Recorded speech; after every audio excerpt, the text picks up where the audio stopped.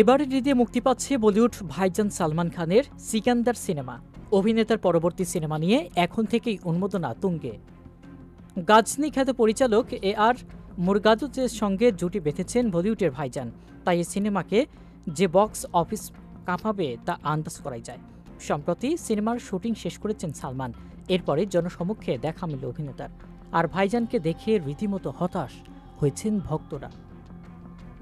প্রায় ১ বছর ধরে দাড়ি গোঁফ নিয়ে মেসি লুকে ছিলেন সালমান খান, কিন্তু তখন নতুন সিনেমার শুটিং শেষ করে সে লুক বদলে ফেলেছেন তিনি।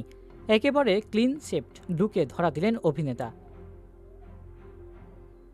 সম্প্রতি তার একটি ভিডিও প্রকাশ্যে এসেছে, যেখানে সালমানকে নতুন লুকে বেরিয়ে এসে গাড়িতে উঠতে দেখা যায়।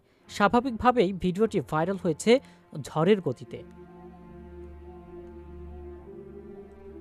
নেটিজনের একটা বড় অংশ, বিশেষত সালমান ফ্যানরা, তাদের নায়কের এই লুক দেখে একদমই খুশি নয়, বরং কেউ কেউ বলছেন সালমানের বয়স বোঝাই যাচ্ছে।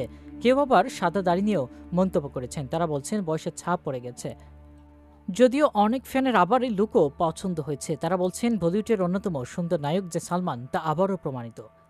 ৯০ দিন ধরে মুম্বাই, হায়দ্রাবাদ মিলিয়ে দেশের একাধিক জায়গায় শুটিং হয়েছে সিকান্দার সিনেমার। ২০১৪ সালের কিক ছবির পর আবার সালমানের ছবির প্রযোজন করেছেন সাজিদ নাদিয়াদওয়ালা। মনে করা হচ্ছে সালমান সাজের জুটি আবার একবার ব্লকবাস্টার দিতে চলেছে।